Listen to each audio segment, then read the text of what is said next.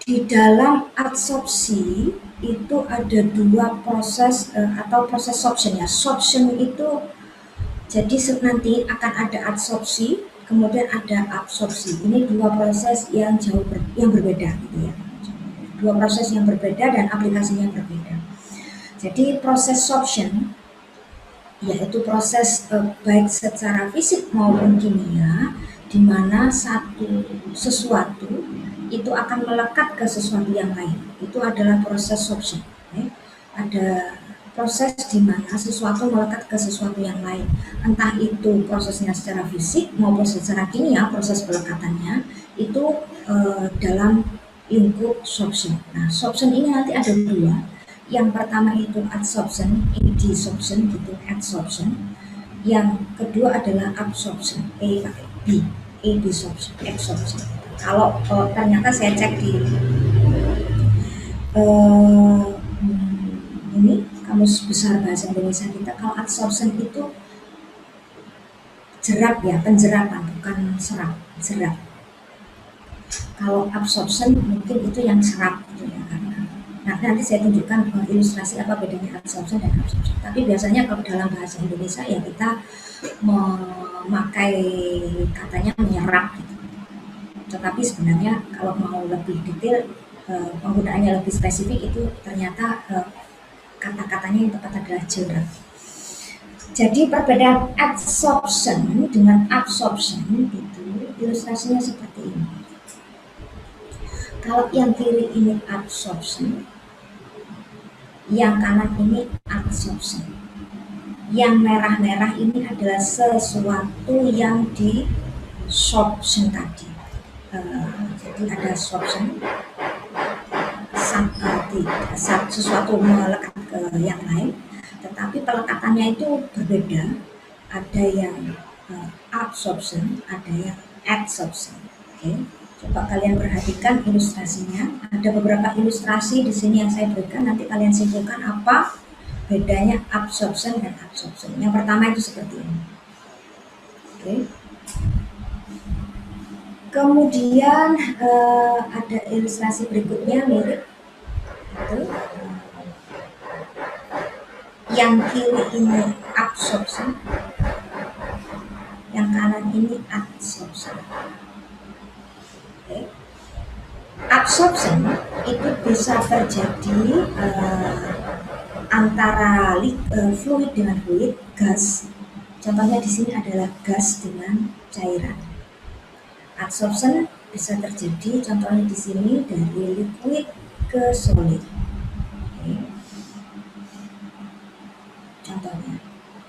Kemudian untuk ini contoh dengan gambar yang lebih teknis ya. Kalau dianalogikan adsorption dengan absorption itu seperti ini.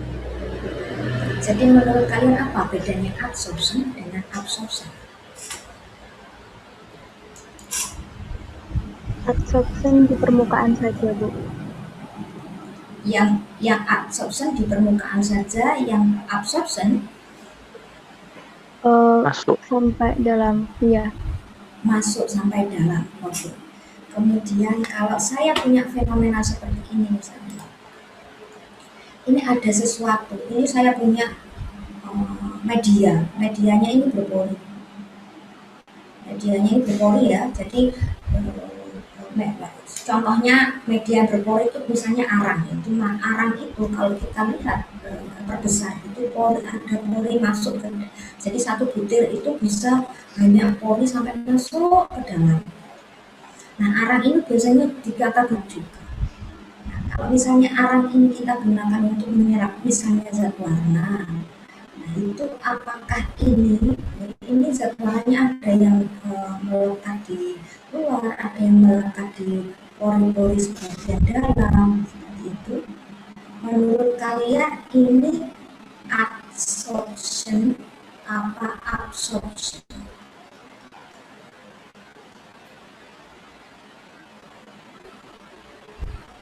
Adsorption dan absorption. Tadi ada yang bilang bahwa adsorption itu di permukaan saja, absorption itu masuk. Oke. Nah, Kalau saya contohkan, misalnya saya punya benda berpori, contohnya arang berpori, kalau kita perbesar itu pakai mikroskop. Kemudian arang ini juga sering pada prakteknya sering, kalau misalnya ada sesuatu yang diserap di arang, itu kan ada yang menyerap di bagian permukaannya, ada yang masuk ke porinya, kemudian sampai dalam gitu. Itu kira-kira absorption apa absorption? Yang pertama apa yang kedua? Jadi itu yang dialirkan itu menempel ke permukaan ini arangnya. Menempel ke permukaan arangnya, walaupun dia masuk-masuk tapi dia menempel ke permukaan arangnya. Jadi Ya. Oke, betul. Tapi jadi bagaimana membedakan antara yang absorption dengan absorption? Kalau ini kan juga masuk, ini tadi juga masuk. Tapi tadi ada yang masuk juga, tetapi dia masih absorption, bukan absorption. Jadi begini, kalau absorption itu adalah sesuatu, jadi penyerapan itu dilakukan oleh permukaan, artinya yang nanti menyerap atau berpengaruh terhadap besarnya penyerapan yang terjadi itu adalah asurface. Jadi ini absorption ya. Jadi walaupun nanti kita punya arang seperti ini, yang menyerap tetap adalah permukaannya, yang berpengaruh nanti ya tetap luas permukaan ini. Ya nanti kalau berongga ya tinggal dihitung berapa luas rongganya ini nanti. Ini kan permukaan rongga ini adalah tempat nanti yang di tempat menempelnya apa yang akan kita serap tadi. Nah, jadi yang berpengaruh adalah luas permukaan, walaupun itu sampai masuk-masuk. Tetapi kalau absorption, nanti penyerapannya itu yang berpengaruh adalah bulk volume-nya. Volume dari yang menyerap. Ya, jadi volume.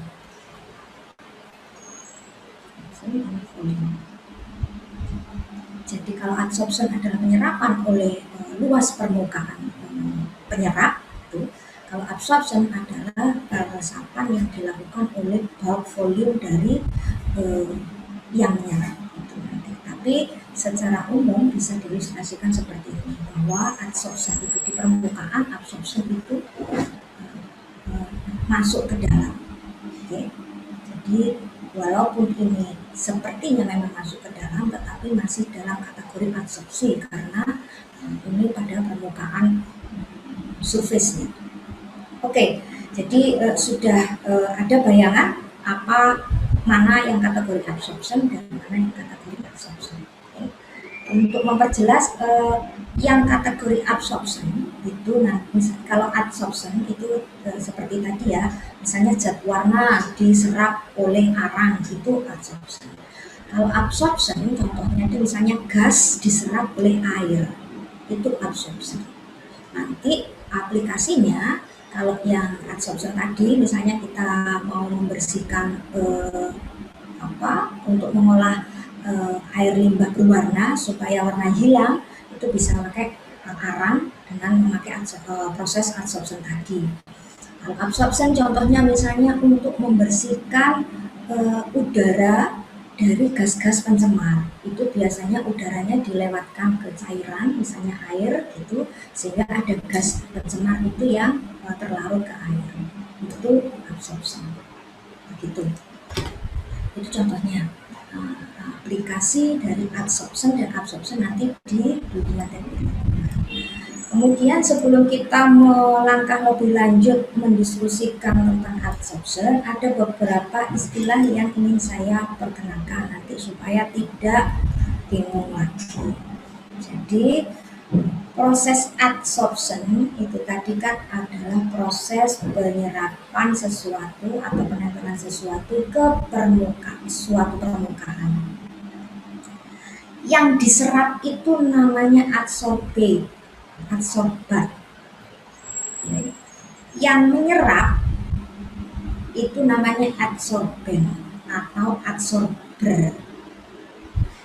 Tapi yang biasa dipakai adsorben Kalau adsorber itu biasanya absorber itu, absorber tidak pakai tetapi kalau adsorpsi biasanya penyerapnya itu disebut adsorben ya.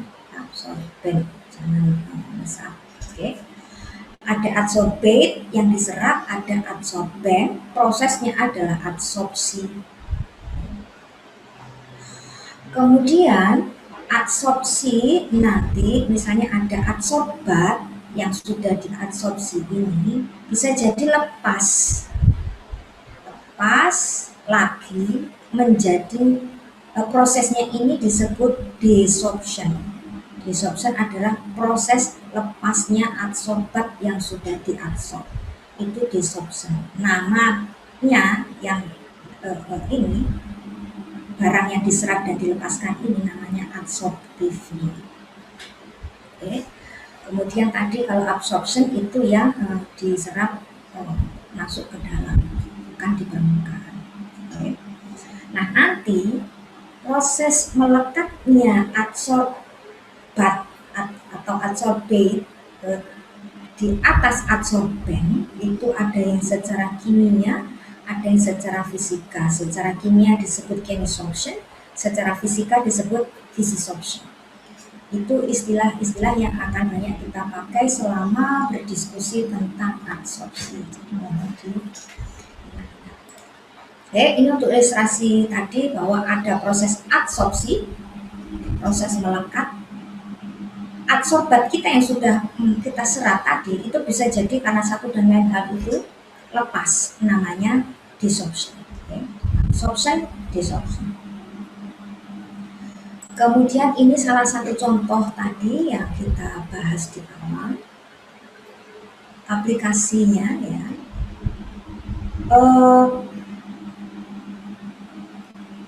Activated carbon atau arang itu yang biasa kita pakai.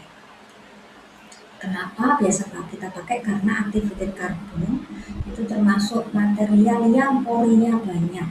Kalau material porinya banyak, jadi misalnya saya punya ini bola pejal gitu ya, bola pejal, bola dari besi gitu ya, segini gitu. Maka luas permukaannya ya hanya permukaan ini saja. Tapi beda kalau bola saya ini terbuat dari arang. Arang itu berpori sekali seperti ini, sehingga kalau saya ditanya luas permukaannya, maka luas permukaannya tidak hanya luarnya ini saja, tapi kita harus hitung luas permukaan pori-porinya ini. Itu juga luas permukaannya dia, sehingga dengan jumlah yang sama atau dengan satu bongkah activated carbon dengan satu bongkah bola besi tadi, maka luas permukaannya akan lebih banyak activated carbon, sehingga activated carbon banyak digunakan sebagai adsorben ya, materi yang digunakan untuk menyerap. Contohnya tadi juga sudah saya sebut, paling banyak digunakan untuk menyerap misalnya zat warna dari air, karena zat warna kebetulan ini adalah zat warna misalnya dari industri batik atau industri tekstil gitu ya, ingin membersihkan air limbahnya supaya tidak berwarna, bisa digunakan karbon aktif. Jadi ilustrasinya di sini air yang mengandung warna tadi dikontakkan dengan activated carbon, ini dikontakkan dengan activated carbon sehingga warnanya itu, ini zat penyebab warnanya, itu terserap di permukaan dan di pori-pori adsorbennya activated carbon, sehingga air yang sudah terkontakkan dengan adsorben ini akan menjadi lebih bersih atau warnanya sudah relatif turun. Oke. Nih, polutan-polutannya menempel. Nah, suatu saat jika polutannya ini tidak bereaksi secara kimia dengan permukaan adsorbennya atau permukaan activated carbonnya, ini bisa kita cuci. Ini contohnya dicuci dengan pelarut, dengan asam atau dengan basa. Jadi activated carbon yang di permukaannya sudah menempel banyak polutan tadi, bisa kita cuci supaya polutannya lepas, surface areanya menjadi bebas lagi sehingga bisa dipakai untuk menyerap polutan lagi. Itu tadi pada proses pencuciannya tadi yang disebut atau terjadi proses desorption, atau di sini tulis deadsorption. Seperti itu. Jadi nanti pada prinsipnya proses cycle yang pada saat kita memakai adsorben untuk membersihkan polutan itu seperti itu. Polutan kita serap, setelah diserap polutannya itu dicuci dari adsorbennya bisa dipakai lagi dan seterusnya. Itu gambaran proses adsorpsi. Kemudian seperti saya bilang tadi, adsorpsi itu bisa jadi secara fisik, bisa jadi secara kimia. Oke. Perbedaannya apa? Kalau secara fisik, kalau dari ilustrasi ini kira-kira bisa menyimpulkan tidak perbedaannya. Kalau ini adalah adsorbannya, ini adalah yang akan diserap. Ini adalah molekul polutan. Molekul polutan kalau ke sini berarti mengikuti model adsorpsi secara fisik, tetapi kalau yang ini adalah mengikuti model adsorpsi secara kimia. Kira-kira perbedaannya apa? Kalau dari yang secara kimia ada perubahan bentuk molekul. Ada perubahan bentuk molekul. Oke. Iya. Itu ada apa? Ikatannya putus. Oke, ini ada yang ikatannya putus. Yes. Ada lagi yang bisa disimpulkan dari gambar ini? Kalau fisika banyak layer. Banyak layer, betul. Jadi dua-duanya betul ya. Kalau fisika itu karena menempel fisik, apa yang kita serap itu tidak berubah, ya sudah menempel saja. Karena itu juga maka bisa jadi setelah ini misalnya ini permukaan adsorbennya ya, itu setelah penuh, permukaannya penuh, ya bisa jadi polutan lain tuh numpuk saja di atasnya, itu memungkinkan. Itu kalau secara fisik. Tetapi kalau secara kimia harus terjadi bonding antara adsorban kita dengan adsorben, sehingga kalau permukaan ini sudah habis tidak bisa lagi. Jadi artinya nanti yang terjadi hanya monolayer. Ya sudah gitu. Jadi kalau yang ini bisa multilayer, yang di sini hanya bisa monolayer. Berikutnya kalau yang di sini tadi tidak berubah adsorbannya, kalau di sini ada dua kemungkinan. Satu tidak berubah, ini kan tidak berubah, tetapi dia berikatan, membentuk ikatan kimia dengan surface-nya. Bisa jadi ini terdosisiasi dulu, baru kemudian terserap di permukaannya. Bisa seperti itu.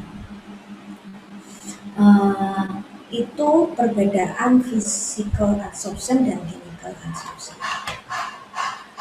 Oke, jadi ini kita membahas satu persatu basic dari adsorption. Nah, ini tadi jadi akumulasi sesuatu di interface of two phase. Jadi di interface of two phase. Two phase ada dua antarmuka atau interface antara dua fase zat. Fase yang pertama ya fase adsorbennya yang itu adalah solid ya. Kemudian fase berikutnya adalah fase dari ini kita yang mengandung apa yang akan kita serap, biasanya adalah liquid. Nah, di interface antara dua itu terjadi akumulasi adsorbannya. Nah, ini. Oke, jadi adsorpsi itu pada dasarnya adalah mass transfer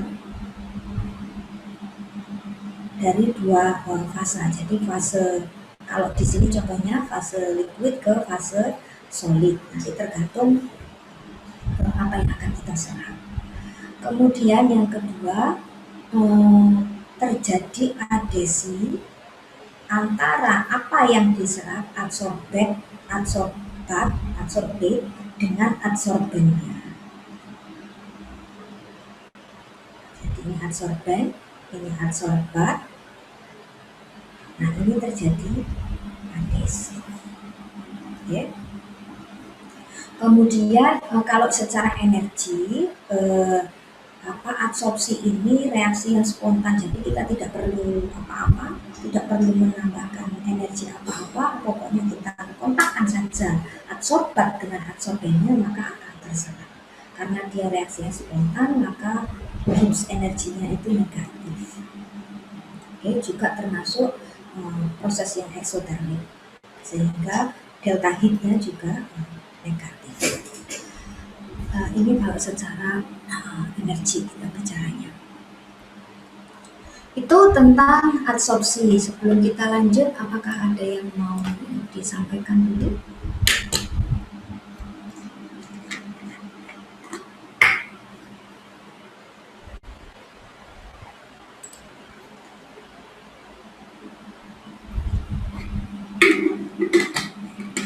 Bu, saya ingin tanya, Bu. Yes, silakan. Adsorpsi ini apakah biasanya itu terjadi antara salah satu, yaitu secara fisik atau kimia, atau bisa dua-duanya terjadi, Bu? Bisa dua-duanya. Bisa dua-duanya terjadi. Jadi nanti kita akan belajar, jadi begini. Dua-duanya bisa terjadi bersama-sama. Bagaimana kita tahunya? Kita tahunya setelah melakukan percobaan. Jadi nanti silakan dilihat video praktikum nanti di sana. Melalui praktikum nanti kalian bisa menyimpulkan adsorpsi yang terjadi di percobaan saya itu apakah secara fisik atau secara kimia. Seperti itu bisa. Jadi atau cenderung dua-duanya, karena begini, nanti kalian itu untuk mengetahui apakah sesuatu adsorpsi kita itu adsorpsi fisik atau kimia, kita kita eksperimen, data yang kita dapatkan itu kita plot ke kurva itu. Dari kurva itu kita bisa menyimpulkan, oh kurva saya nilai regresinya besar, mendekati 1 untuk model. Jadi nanti kita punya model gitu ya. Nanti akan kita jelaskan lebih detail ke belakang, tetapi intinya seperti ini. Mumpung ditanyakan. Jadi nanti akan melakukan eksperimen. Ya, eksperimennya bisa memakai eksperimen dengan layar kecil gitu. Nanti data ini akan diplotkan. Data ini diplotkan. Kita sudah mempunyai model-model persamaan. Model persamaan untuk adsorpsi. Yang pertama, model pertama itu kalau fit dengan model ini maka indikasi dia proses fisik gitu. Fisik. Kalau yang kedua ada model lagi, ini model persamaan kimia. Kalau ternyata kurva kita itu fit dengan model persamaan kimia, berarti proses kita itu mendekati proses kimia. Ada kalanya ketika kita fit itu match dua-duanya, jadi sama-sama linearitasnya tinggi, berarti indikasinya bisa jadi fisik, kimia, atau dua-duanya. Tetapi itu tentu saja semuanya adalah dugaan empiris gitu ya, berdasarkan data saya fitkan ke model, indikasinya bahwa ini proses fisika, ini indikasinya proses kimia, atau dua-duanya. Seperti itu nanti termasuk nanti hasil kesimpulan untuk eksperimen akan seperti itu. Ada lagi yang ditanyakan?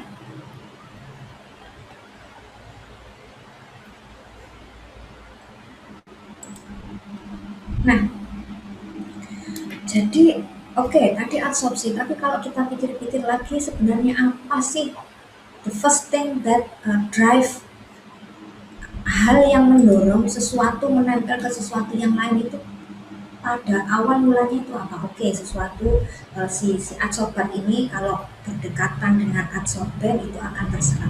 Tapi apa yang menyebabkan itu? Itu Adsorpsi ini adalah surface fenomena. Jadi kenapa suatu benda itu bisa menempel ke benda yang lain, itu karena permukaan suatu benda itu pasti punya surface energy. Surface energy inilah yang bertanggung jawab di fenomena adsorpsi. Oke. Kemudian ini penjelasan lebih detail tentang apa itu adsorpsi fisik, apa itu adsorpsi kimia, tapi sudah kita jelaskan. Adsorpsi fisik yang seperti ini tadi, itu tanggung jawab adalah gaya-gaya intramolekuler, yaitu C. Salah satunya adalah van der Waals, intermolecular force. Ini yang menyebabkan physisorption, tetapi kalau chemisorption itu benar-benar ikatan kimia yang menyebabkan terjadinya adsorpsi. Oke, jadi ini kesimpulan dari perbedaan antara fisik sorption dan chemisorption. Itu kalau dari fenomena. Kemudian di sini itu perbedaan physisorption dengan chemisorption adalah kalau percobaan secara adsorpsi secara fisik itu ya, ini temperatur sangat sama-sama dipengaruhi oleh temperatur. Tapi secara umum kalau adsorpsinya fisik, semakin tinggi temperatur itu semakin rendah kapasitas adsorpsinya. Oke. Jadi ini kapasitas adsorpsi. Semakin tinggi temperatur biasanya kapasitas adsorpsi itu akan semakin menurun. Itu ciri physisorption. Kalau chemisorption ada saat di mana ketika temperatur naik itu kapasitas adsorpsinya naik, tapi pada satu titik mencapai maksimal ketika temperatur tetap dinaikkan itu akan turun. Nah ini ciri dari chemisorption kalau dilihat dari hubungannya dengan temperatur. Jadi apa saja yang berpengaruh terhadap adsorpsi itu ada nanti temperatur, ada nanti pressure, ada nanti tentu saja karena ini surface fenomena permukaan itu luas permukaan akan sangat mempengaruhi kapasitas adsorpsi, besar kecilnya adsorpsi yang terjadi. Kemudian proses aktivasi ini artinya aktivasi itu nanti sesuatu yang kita lakukan terhadap adsorben kita punya adsorben gitu. Makanya ada yang namanya activated carbon atau karbon aktif karena itu sudah diaktifasi. Kalau karbon biasa tanpa diaktifasi ya sudah arang hasil pembakaran kalian, itu ya bisa mempunyai daya serap, tetapi tidak akan setinggi kalau kita melakukan namanya aktivasi. Nanti langkah-langkah aktivasi akan banyak. Itu dalam rangka untuk membuat kapasitas absorpsinya lebih besar. Oke, jadi nanti yang berpengaruh terhadap absorpsi adalah suhu, tekanan, luas permukaan, dan proses aktivasi yang dilakukan terhadap absorben. Kemudian tipe-tipe adsorben macam-macam tergantung dari pengkategoriannya. Kategori pertama berdasarkan diameter pori. Adsorben tadi seperti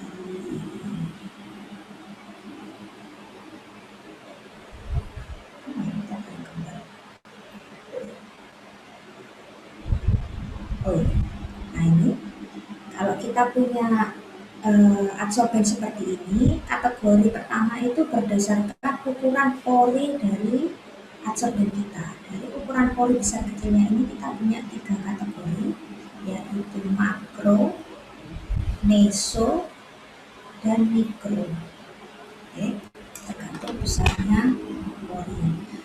Tetapi yang jelas pori itu tidak akan semuanya sama gitu ya. Kita punya 1 gram activated carbon, tidak mungkin pori-porinya itu sama. Tidak mungkin pori-porinya itu mikro semua atau meso semua atau makro semua. Tetapi kalau kita analisis nanti kita akan bisa tahu ukuran dominan. Jadi tidak harus sama, tetapi yang paling dominan itu yang mana? Apakah yang makro, meso atau mikro? Maka itu kategori ini kita adsorben kita. Adsorben saya mikropor, artinya sebagian besar porinya itu mikro. Jadi bukan seluruhnya, tidak mungkin mempunyai adsorben dengan pori yang seragam. Tetapi pasti berbeda-beda, cuma mempunyai distribusi yang ada yang dominan. Oke, jadi ini ada yang tengah-tengah itu meso, yang besar makro, yang kecil mikro. Selisihnya itu biasanya di sini. Ini di dalam bentuk angstrom, ini nanti ada yang dalam bentuk mikron. Biasanya satuannya selain angstrom itu mikron.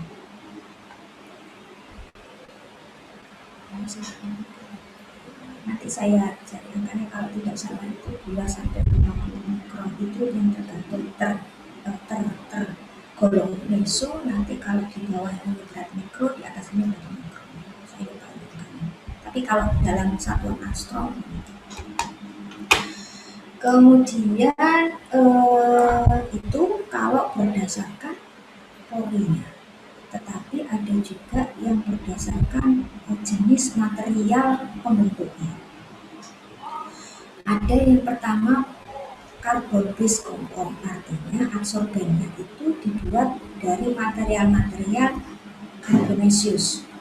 Contohnya apa ya? Contohnya batok kelapa itu material yang kayak carbonaceous, kayu, kemudian sekam, itu adalah contoh-contoh material yang carbonaceous. Nah itu bisa kita gunakan untuk kita buat menjadi activated carbon kategori carbon based compound, biasanya dari biomasa seperti itu.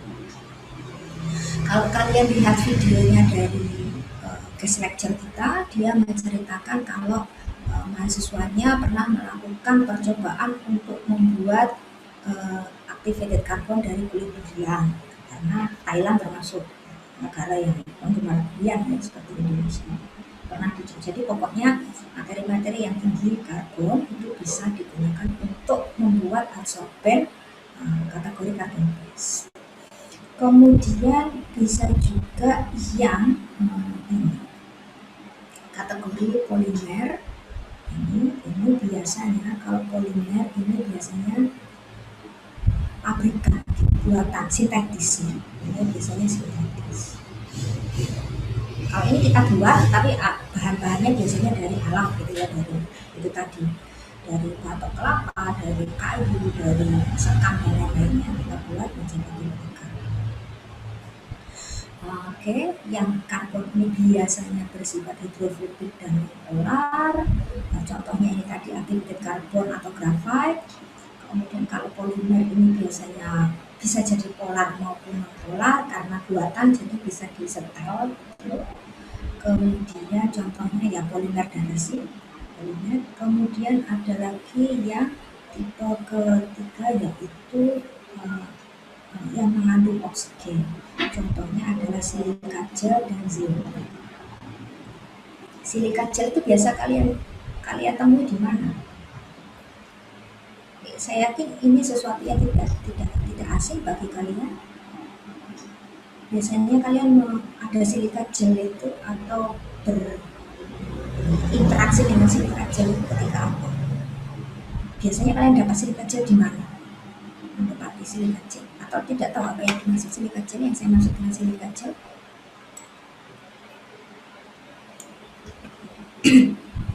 Mungkin yang hobi fotografi biasanya menyimpan kamera-kameranya itu, kamera-kameranya yang mahal-mahal itu sambil ditemani sekotak silika gel itu yang dalam rangka mengabsorb kelembapan udara, itu ada silika gel. Ada juga kalau kalian mungkin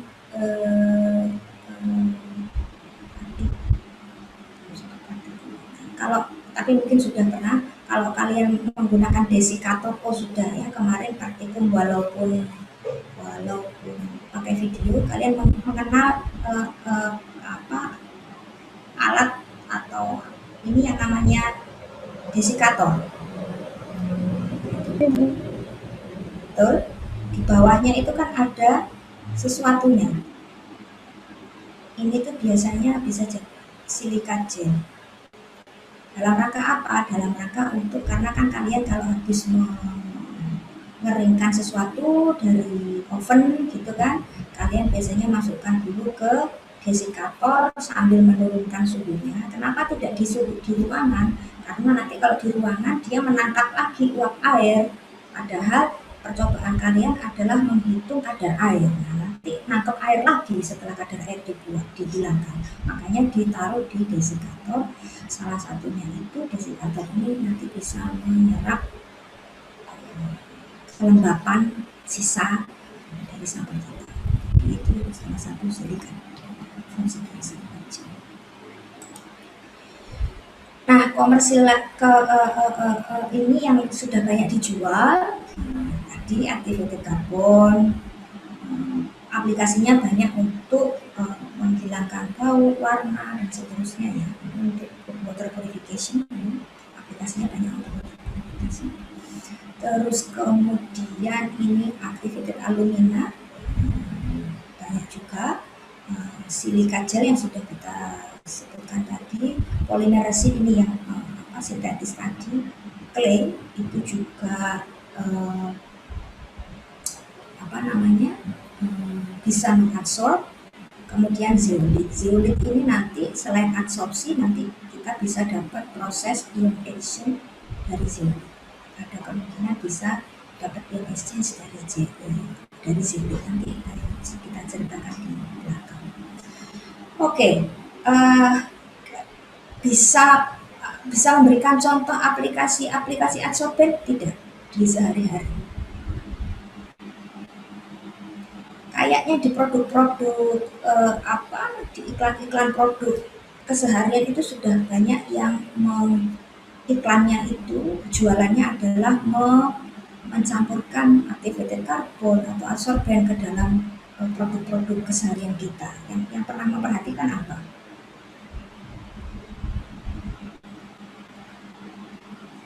Produk-produk yang menggunakan adsorben? Itu kalau tidak salah ada produk sabun cuci muka yang pakai karbon juga, Bu. Betul, ada. Betul. Sabun cuci muka. Yes, iya benar.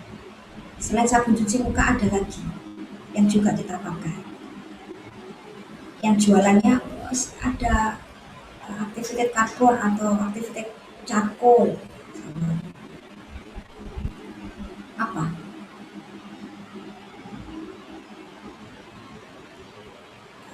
Kalau saya tidak salah itu ada yang karena saya termasuk yang dulu. Pasta gigi, toothpaste ya. Bukan activated carbon. Karena memang activated carbon itu mempunyai daya serap terhadap organik-organik. Jadi mungkin menyerap bau, menyerap warna itu bisa. Tapi belakangan saya juga membeli langsung activated carbonnya, jadi tidak menggunakan menggosok gigi dengan activated carbon. Sesekali saya juga mencuci muka dengan activated carbon seperti itu, karena bisa menyerap toksin juga. Karena kita masuk ya sesekali aman dipakai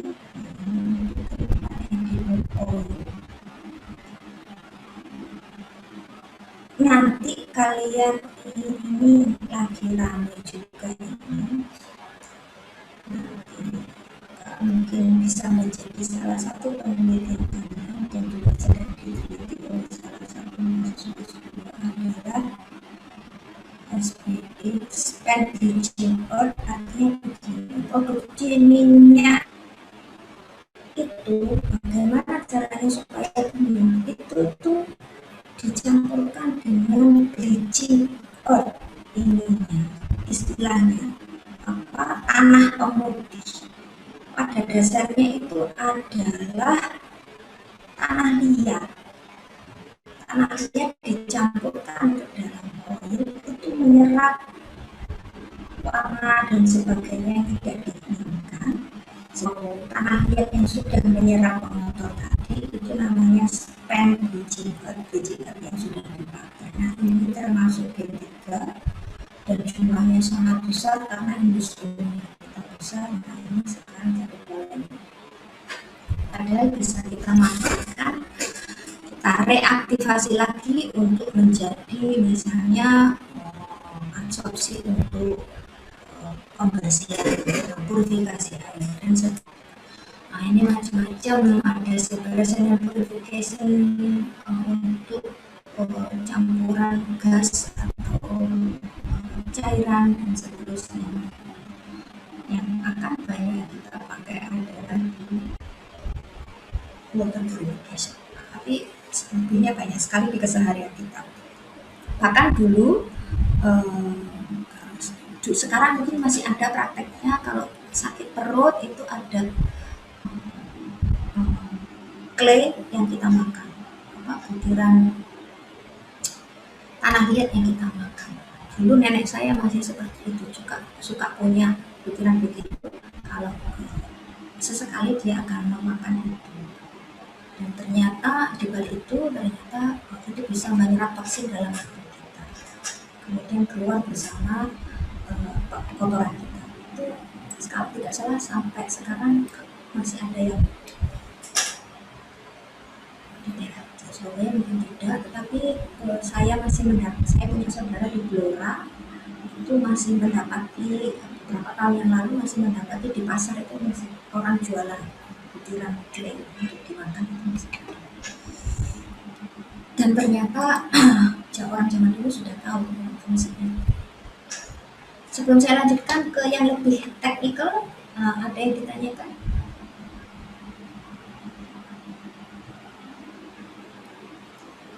Kalau tidak ada, ini kita akan membahas tentang adsorption isotherm. Jadi itu tadi fenomena adsorpsi itu dipelajari melalui kurva yang kita sebut dengan adsorption isotherm tadi ya.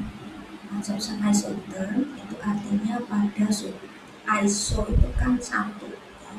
Term itu ada thermal temperatur, jadi mempelajari pada suhu konstan itu adsorpsinya itu tidak kita variasi suhunya, kita pada suhu yang tetap kita melakukan percobaan adsorpsi jadi isotherm. Nah, itu kita lihat fenomenanya, kemudian kita modelkan seperti saya bilang tadi. Modelnya macam-macam, tetapi yang paling saya sebutkan di sini ada 18 lebih model persamaan yang bisa kita fitkan gitu, tetapi yang paling banyak itu 2 atau 3. Yang paling sering itu adalah Freundlich dan Lambert ini. Nanti bisa jadi tambahan yang juga agak sering, tidak sesering 2 ini adalah PET. Itu Brunner ini singkatan nama orang Brunner Emmet. Nah, di kuliah ini nanti saya akan coba perkenalkan yang 2, kalau ada waktu nanti kita coba perkenalkan yang 3. Tapi kalau dari guest lecture kemarin hanya diperkenalkan 2, jadi mungkin di kuliah ini juga akan saya perkenalkan saja. Jadi pertama adalah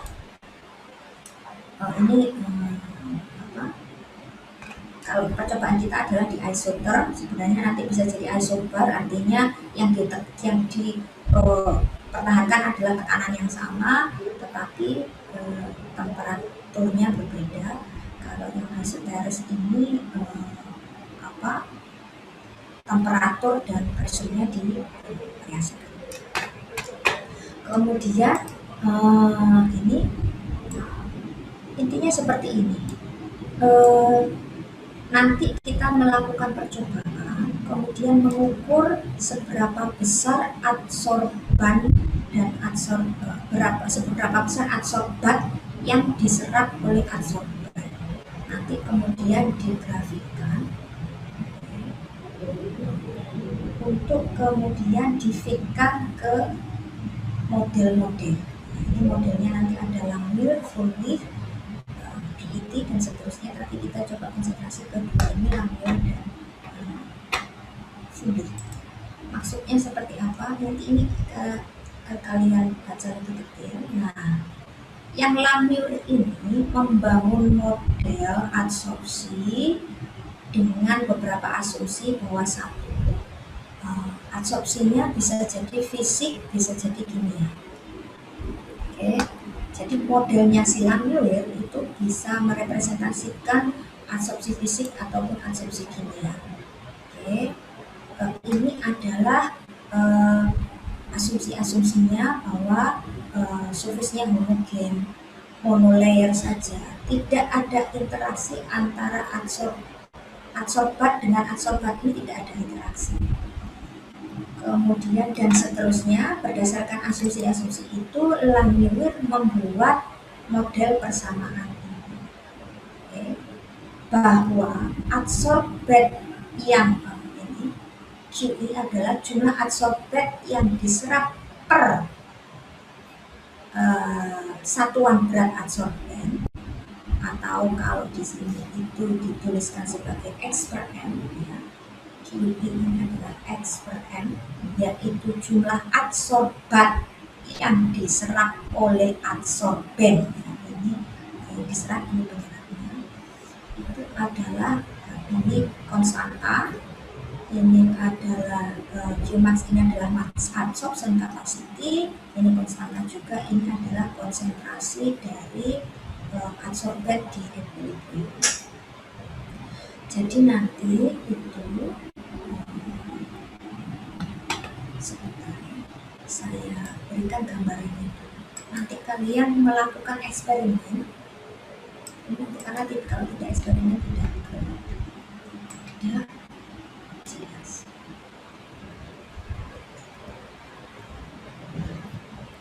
Yang kalian lakukan nanti kalian eksperimen itu adalah menyiapkan Erlenmeyer itu. Erlenmeyer.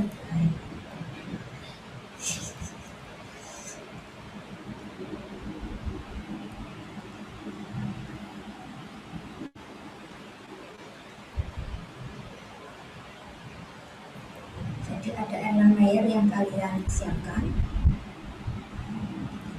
Erlenmeyer ini nanti akan kalian isi dengan sejumlah, ini banyak ya,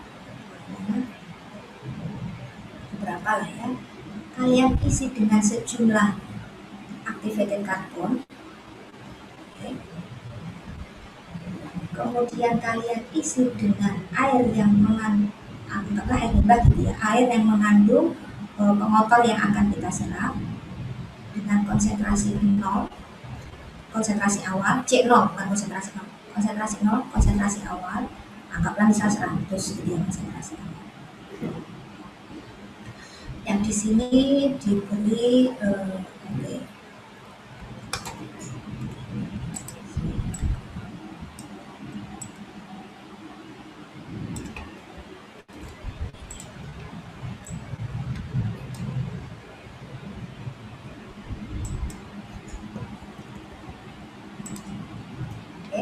Kalian membuat percobaan Erlenmeyer diisi dengan activated carbon. Ini activated carbon sejumlah sama, ini activated carbonnya berapa saja tapi sama antara Erlenmeyer 1 dan Erlenmeyer 2. Kemudian masing-masing Erlenmeyer ini diberi larutan air limbahnya, entah itu zat warna atau apa saja, dengan konsentrasi yang berbeda-beda. Kalau di sini dicontohkan adalah konsentrasi yang 1 10, yang 1 8, yang 1 6, 4 dan seterusnya.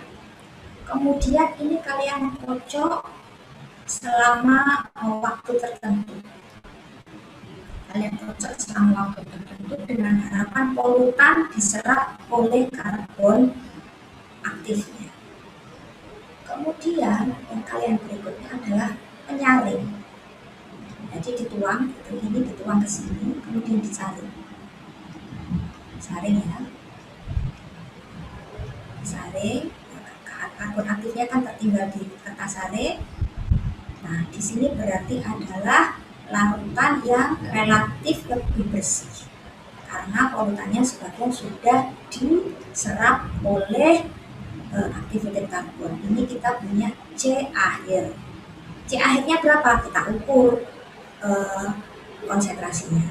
Nah, C0 min Ce itu kan berarti adsorban yang diserap, ya bukan?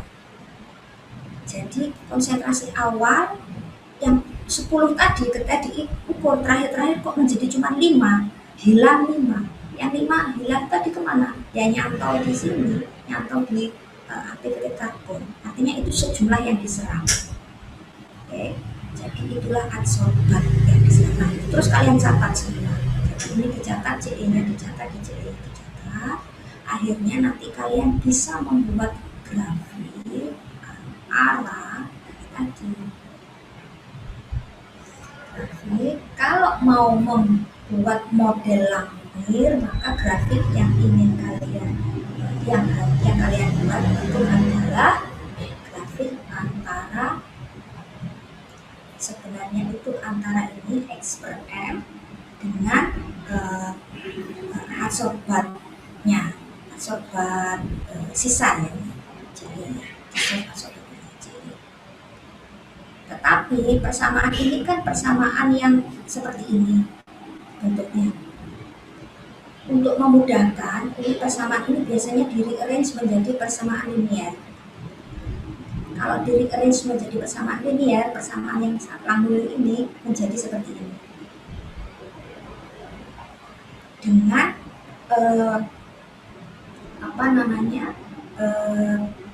X-nya adalah seperCE, ini sebagai X, seperQE ini adalah sebagai Y. Jadi kan ini sebenarnya konstanta X plus konstanta 1 X plus konstanta. Jadi ya ini memenuhi persamaan Y sama dengan AX plus BI tadi yang adalah linear. Sehingga maksudnya grafik hasil percobaan yang kalian dapatkan di sini, ini nanti kalau kalian lihat videonya, ini kalian catat, kalian plotkan ke itu tadi seper QE per seper CE. QE ini apa? QE tadi kan X per M, berarti ini maksudnya adalah seper X per M atau seper X per M atau M per X. Ini kalau untuk lamir. Jadi diplotkan seper CE, diplotkan lawan M per X. Ini M per X. Ini X seper CE. Digrafikanlah ini Y-nya, ini X-nya. Ini kalian grafikan, kemudian kalian lihat linearitasnya. Ini untuk lamir. Untuk Freundlich sama. Percobaannya sama, tetapi nanti diplot dengan grafik yang berbeda. Grafiknya Freundlich bagaimana? Kalau ini tadi adalah punyanya lamir. Nah, kalau Freundlich dia mempunyai asumsi yang berbeda. Asumsi yang berbeda, ini asumsinya Freundlich, sehingga dia mendapatkan persamaan yang berbeda. Ini original equation, lagi-lagi original equation ini kita harus convert menjadi bentuk linearnya. Bentuk linear dari persamaan ini adalah dengan ini atau ini dengan Y-nya adalah log QE, ini Y, dengan X-nya adalah log CE. X, sehingga ini adalah konstanta, ini juga konstanta.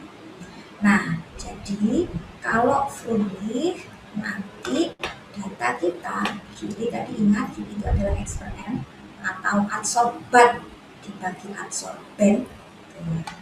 Nah, kalau mau diplot ke Freundlich, maka yang kita lakukan hasil percobaan kita tadi, CE-nya ini dilogkan, ini Freundlich kan, akhirnya kita membuat grafik CE, log CE di Y-nya log, kalau ini adalah seper CE, M per X, kalau ini log CE, di sini log X per M.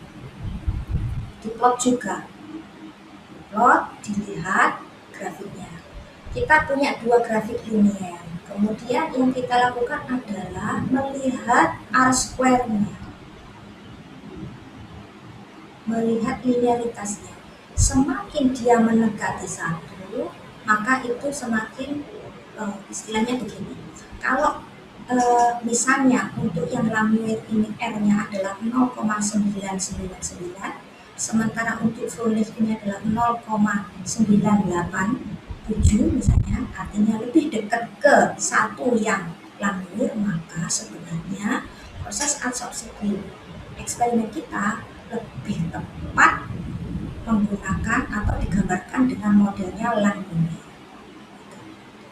Kalau sebaliknya, misalnya R-nya Froelich lebih besar, maka fenomena adsorpsi yang kita lakukan itu lebih tepat penjelasan dari Froelich.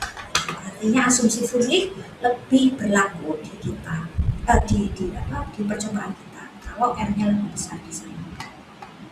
Seperti itu cara untuk menentukan, termasuk ini menjawab pertanyaan yang tadi.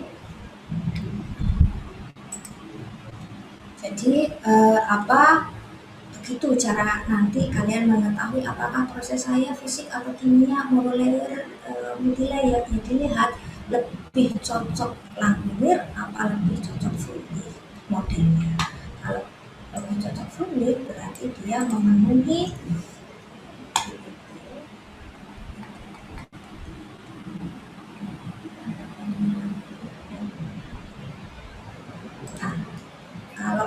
berarti nanti kan dilihat R square-nya ya, R square-nya itu lebih besar yang mana. Kalau lebih besar Langmuir berarti ini yang terjadi seperti ini. Kalau Froelich yang terjadi adalah ini. Asumsi Froelich yang berlaku, asumsi Langmuir yang berlaku. Seperti itu secara singkat terjadinya cara mempelajari adsorpsi. Prosesnya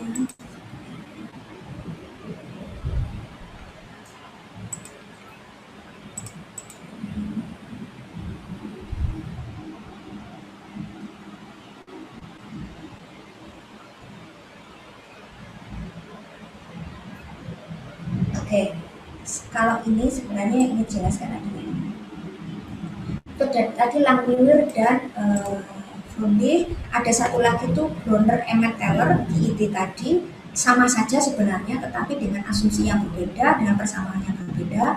Caranya juga sama, nanti harus di-fitkan dulu ke persamaan PET dibandingkan dengan yang lain, yang cocok yang mana. Nanti kalau di eksperimen kita diminta untuk di-fitkan ke 2 atau 3 Langmuir, Froelich ataupun PET untuk dilihat mana yang lebih cocok.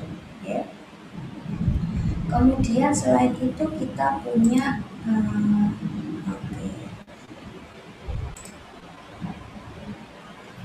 kalau berdasarkan PET ya, tadi ini adalah meso, ini makro, dan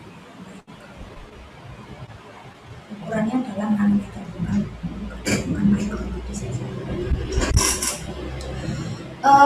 Ini berdasarkan PET, tapi mungkin tidak perlu kita bahas lebih lanjut. Jadi kalau si Bronner Emmett Teller ini percobaan dia itu percobaannya PET itu bisa mengidentifikasi, selain ini bisa mengidentifikasi apakah activated carbon kita itu apakah mikroporus atau mesoporus atau bahkan non-porus. Itu bisa diidentifikasi dengan modelnya PET. Karena dengan memvariasikan tekanan gitu, kemudian ini adalah jumlah adsorbnya ya, jumlah adsorban yang transut tadi, tinggal dilihat bentuk kurvanya. Kalau bentuk kurvanya yang terjadi seperti ini, berarti tipe 1 itu termasuk tipe mikroporus saja.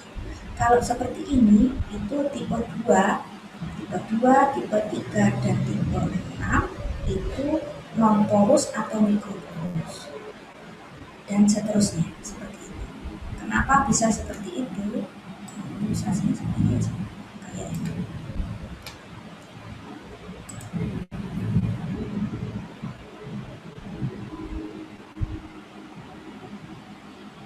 Jadi pada saat ini pada saat pori-pori masih kosong ya, pada saat pori-pori masih kosong, begitu dinaikkan ininya relatif pressure-nya, maka jumlah yang terserap itu banyak. Itu ketika sudah kosong. Tetapi kalau ketika sudah penuh, ini itu dinaikkan tidak begitu ngefek. Tetapi dinaikkan lebih tinggi lagi, yang terjadi adalah ini, penumpukan adsorbat di atas adsorbat yang lain. Sampai akhirnya drastis, sampai akhirnya benar-benar penuh, maka tidak lagi terjadi adsorpsi, dinaikkan lagi terjadi adsorpsi, tapi sudah di permukaan sini. Jadi seperti itu membacanya, membaca grafik antara meningkatkan pressure dengan jumlah yang teradsorpsi untuk mendeteksi adsorpsi yang terjadi. Itu secara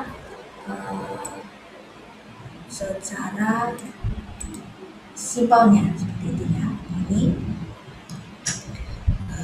Ini penjelasan satu persatu dari animasi ini tadi. Ini penjelasan yang sama juga.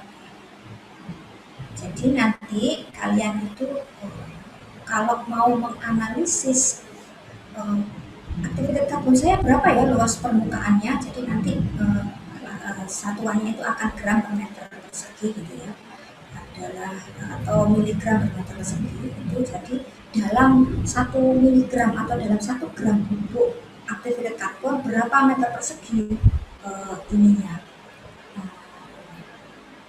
luas permukaannya itu bisa sampai ribuan kalau ratusan tinggi atau bahkan ribu untuk yang bagus seperti bahan dari batok itu bagus, itu bisa sampai ratusan atau ribuan. Jadi dalam 1 gram adsorbat itu luas permukaannya bisa 1 lapangan bola kalau dijembreng gitu ya. Nah, kalau seperti itu sangat bagus untuk dimanfaatkan sebagai adsorban. Sebelum saya lanjutkan, ada yang ditanyakan? Tadi penjelasan singkat. Nanti kalau hitungannya bisa kalian praktis bersama asisten praktikum kalian.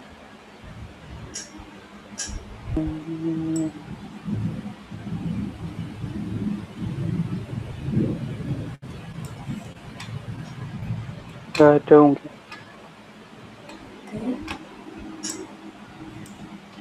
Oke, jadi saya pikir dasar-dasar adsorpsi sudah kita pahami. Nanti sebenarnya untuk mata kuliah unit proses kita mendalami lagi adsorpsi.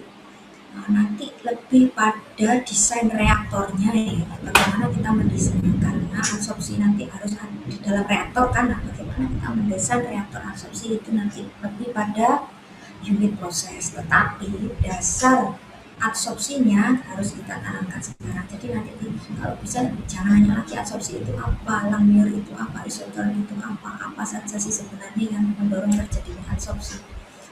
Itu sains dengan adsorpsi sudah harus dapat sekarang. Jadi nanti tinggal mendesain reaktornya. Oke. Cuman yang saya perhatikan kemarin materi dari gas lecture kemarin sudah agak sedikit masuk ke desain reaktor. Tidak apa-apa, nanti saya harus memperkenalkan sedikit tentang reaktor. Ini saya tambahkan sedikit tadi supaya mendapat hal yang mirip dengan gas lecture. Nanti kalian tetap coba dilihat gas lecture. Baik, jadi adsorpsi yang seperti itu tadi itu banyak sekali mendapatkan tempat di teknik lingkungan ya, khususnya untuk pengolahan air atau pengolahan polusi udara. Yang paling banyak digunakan itu activated carbon di kita, walaupun yang lain silikat gel, zeolite itu banyak digunakan. Kalau zeolite itu lebih ke arah ion exchange. Nah, makanya baik di pengolahan air atau pengolahan air limbah ataupun pengolahan air limbah industri. Nah, ini di activated carbon biasanya itu digunakan kalau di air, pengolahan kalau kita bilang water treatment itu maksudnya pengolahan air bersih ya, jadi kayak PDAM, IPAM, instalasi pengolahan air minum. PDAM itu biasanya kita bilangnya water treatment. Kalau IPAL atau ya IPAL itu adalah wastewater treatment. Di sini di aplikasi water treatment untuk pengolahan air itu activated carbon biasanya dipakai untuk meremove organik penyebab rasa, bau, warna. Oke, jadi kalau airnya berbau, berwarna, ada rasanya yang dikarenakan oleh karbon organik itu akan sangat efektif menggunakan activated carbon. Tapi suatu saat bau, rasa, warna tidak dari organik, misalnya dari kandungan besi, itu kurang efektif karena inorganik ya, itu kurang efektif menggunakan adsorpsi. Jadi adsorpsi ini paling efektif kalau untuk meremove organik. Itu di water treatment. Kalau di advanced wastewater treatment apa fungsinya? Kenapa disebut advance? Karena advance ini maksudnya ini nanti pengolahan air atau air limbah itu akan ada tahap-tahapnya. Tahap pertama itu adalah preliminary treatment, awal sebelum ini preliminary treatment, kemudian ada pre-treatment, primary. Preliminary itu atau pre-treatment ya, pre-treatment atau preliminary treatment. Kemudian pengolahan pertama itu primary treatment, pengolahan kedua itu secondary treatment, pengolahan ketiga itu biasanya tertiary atau disebut juga advance. Artinya primary itu pengolahan pertama itu menghilangkan pengotor-pengotor yang mudah dihilangkan. Kalau masih lolos di primary maka diolah di tahap secondary treatment. Kalau air limbah biasanya pengolahan biologis atau bisa juga kalau limbah industri pengolahan fisik kimia. Masih lolos lagi dari secondary treatment itu tuh biasanya di tertiary treatment atau di advance process. Itu. Jadi di wastewater treatment biasanya activated carbon itu diterapkannya di advance process. Dalam rangka apa? Untuk menghilangkan organik-organik yang masih belum bisa dihilangkan oleh pengolahan sebelumnya. Jadi pengolahan sebelumnya itu sebenarnya juga sudah menghilangkan padatan, menghilangkan organik sudah, tetapi sih lolos saya. Termasuk di sini secondary itu biasanya pengolahan biologis ternyata masih lolos organiknya, masih ada yang lolos. Nah itu baru ditangkap di pengolahan tertiary menggunakan activated carbon. Kemudian di pengolahan industri sama biasanya untuk menghilangkan toksik organik. Oke. Makanya tadi ada orang sakit perut gitu, walaupun zaman dahulu ngumpal clay gitu bisa meringankan sakit perutnya kalau karena bisa menyerap toksin-toksin di dalam perut. Itu adsorpsi aplikasinya di TL. Nah ini hanya karena kita bicara organik di sini, maka saya mensuplai informasi tentang organik di dalam air kita. Silakan didalami. Organik di dalam air kita itu macam-macam sumbernya atau sifatnya. Ada organik itu tadi penyebab bau, rasa, dan warna. Oke. Ada juga organik yang sintetik, itu ini yang organik sebenarnya tapi sintetik itu ya.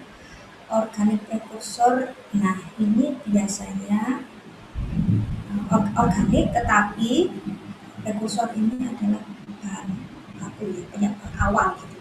Ada bahan organik di dalam air kita, kalau tidak terolah, kemudian pada saat pengolahan kita melakukan disinfeksi, ini pengaruh disinfeksinya menggunakan klor, nah ini akan terbentuk organik lain yang lebih beracun, itu yang tidak kita inginkan, itu namanya PPT. Oke, ini salah satu contoh. Jadi ini saya memberikan keterangan lebih lanjut tentang organik, zat-zat organik di dalam air kita. Macamnya banyak sekali, mulai dari yang biasa hanya menimbulkan bau saja sampai yang beracun.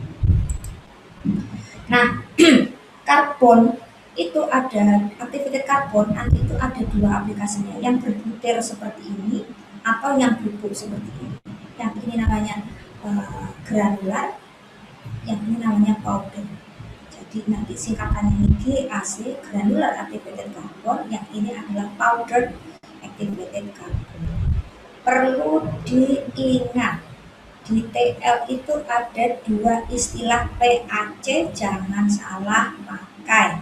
PAC yang pertama ini powder activated carbon, nanti kalian mengenal PAC yang kedua adalah polyalkyl chlorinated, itu untuk koagulasi. Oke, yang ini bahan kimia untuk koagulat, yang satu powder activated carbon. Jadi hati-hati nanti kalau menemukan PAC, konteksnya apa tuh PAC yang oke, kembali. Jadi ada satu yang dalam bentuk powder bubuk, ada satu yang dalam bentuk granular. Oke, operasi dari adsorpsi nanti bisa jadi batch, bisa jadi continue. Kalau batch itu ya berarti air limbah ditambah karbon, ditunggu, kemudian karbonnya dihilangkan, airnya bersih. Tapi kalau continue ya sudah, air masuk, ketemu dengan karbon, air keluar, dan selalu seperti itu. Tidak ada berhenti, itu continue. Nah, kalau bubuk itu biasanya dibubukkannya menggunakan ini ya, dry feed system, dibubukkan ke dalam air kita. Okay. Kemudian kalau jadi PAC ini ada dua, yang baik bubuk langsung dibubukkan, ada lagi yang PAC bubuk ditambahkan air dulu untuk menjadi selari itu yang hampir kayak selari ya, bukan larutan tapi bubuk, bubuk ditambah air tapi masih kental, itu selari ini yang didosingkan ke air. Jadi kalau kita menggunakan PAC bisa langsung bubuk, bisa juga dibuat selari untuk dibubukkan. Itu kalau bentuk bubuk. Tapi kalau bentuk granular ini, kalau ini tidak kita bubukkan, tetapi kita buatkan kontainer semacam ini, kolom-kolom seperti ini, air kita lewatkan. Jadi itu kita punya kolom, kemudian kita punya istilahnya fixed bed ya, kita punya bed gitu. Bed itu isinya karbon kita yang granular tadi, kemudian air kita lewatkan. Kita lewatkan, yang di sini air kotor dengan konsentrasi nol yang tinggi, misalnya warna, bau, rasanya tinggi. Ketika lewat, ternyata konsentrasi akhirnya polutan-polutan itu sudah rendah karena terserap di bed kita itu yang berisi activated carbon. Oke, dalam bentuk kolom seperti ini bisa dimasukkan ke dalam bak filter kita nanti juga bisa. Intinya kalau powder berarti dibutuhkan, kalau granular itu medianya kita fixkan, air yang akan mengalir through the media, melalui media. Itu aplikasi penggunaan activated carbon baik yang dalam bentuk granular maupun dalam bentuk powder. Ini contoh-contoh ini ya, karbon. Ada yang kalau saya ini kan tadi saya gambarkan airnya dari atas ke bawah, tapi ada juga yang bisa jadi airnya itu upflow juga bisa, airnya bisa juga dari bawah, airnya bisa juga dari atas. Kalau ini berarti upflow. Oke, ada yang ditanyakan sebelumnya? Jadi ini simpulannya ya, kalau powder activated carbon ini akan dibubukkan, itu kemudian diaduk. Kalau granular itu bisa difixkan dalam kolom adsorpsi atau ditempatkan dalam bak filtrasi dalam bentuk bed ya, fixed bed.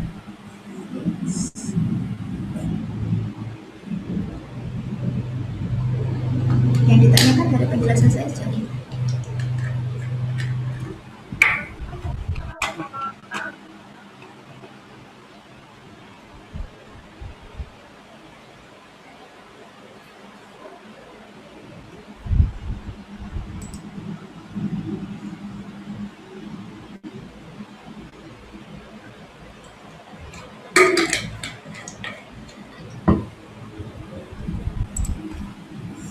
Oke, jadi itu tadi adsorpsi. Mungkin sedikit saya akhiri dengan penjelasan bagaimana mengevaluasi atau mendesain ini kolom, tetapi gambaran saja tidak sampai ke bagaimana prosesnya itu desainnya.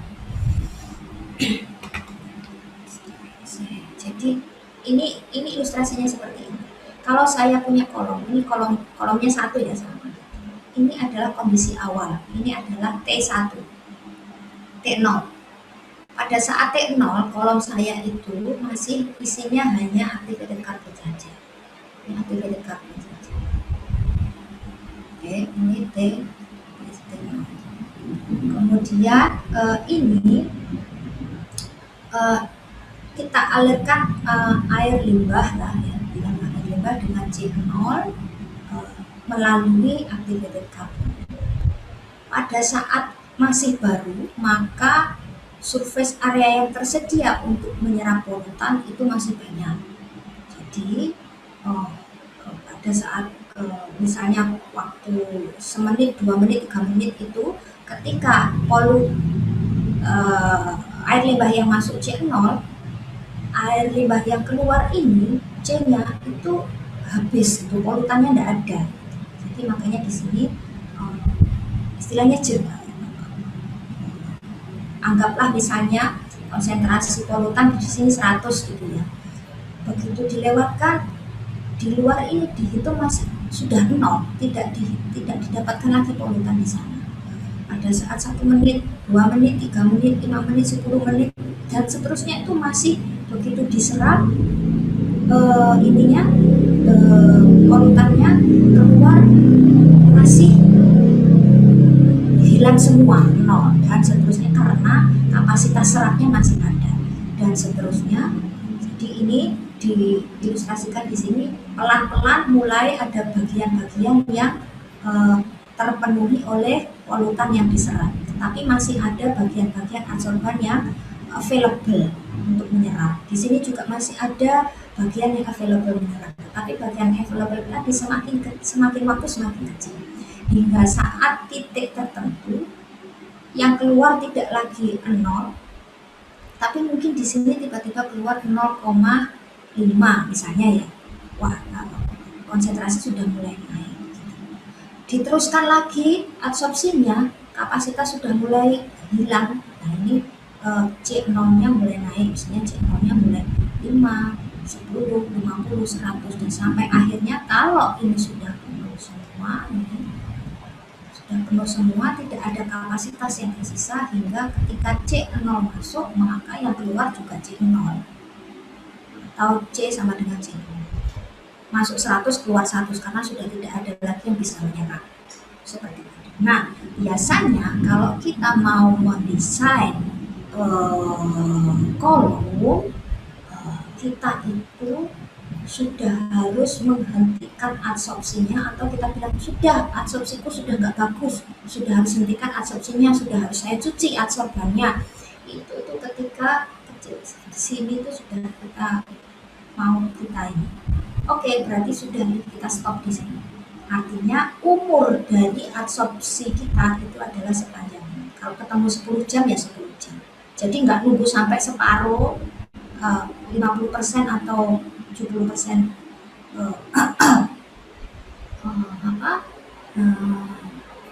clogging, tidak. Jadi begitu konsentrasinya naik gitu, tidak lagi sesuai yang diharapkan yaitu hilang semua, itu sudah kita anggap umur dari adsorpsi kita sudah habis.